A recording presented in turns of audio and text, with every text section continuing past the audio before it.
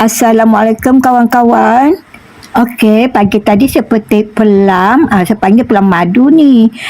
Kita petik dekat pokok, kita petik yang tua-tua je ya, cuma dia belum masak lah.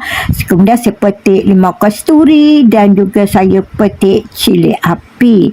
Okey, saya ada biji asam boy. Seterusnya saya menggunakan sedikit gula pasir dan juga secubit garam. Okey, begini hasil dia ya. Okey, yang penting juga kita kena ada bekas lah. Tak kira lah bekas plastik ke ataupun balang kaca ke, tak kisahlah. Okey, kemudian kalau kita dah masukkan buah tu, nanti kita tutup rapat-rapat dan kita kocak-kocakkan dia. Jom kita lihat cara membuatnya.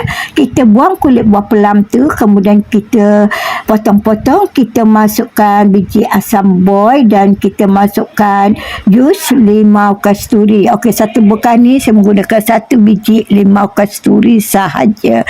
Kita perah-perahkan dia satu biji, kemudian kita masukkan sedikit gula pasir, bergantung kepada rasa buah pelam tu. Kalau masam lebihkanlah gula, kalau kurang masam sedikitkanlah gula. Kemudian kita masukkan sedikit sahaja garam halus. Seterusnya kita masukkan potongan cili api.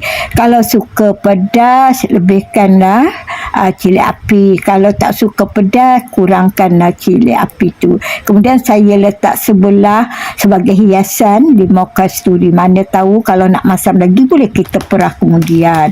Kita tutup bekas tu, kemudian kita kocak-kocakkan dia.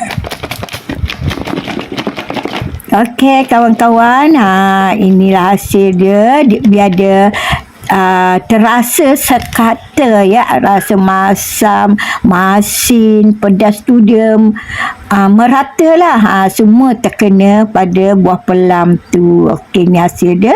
Kemudian kita tutup balik dan simpan dalam peti ais. Makan sejuk-sejuk memang sedap. Alhamdulillah.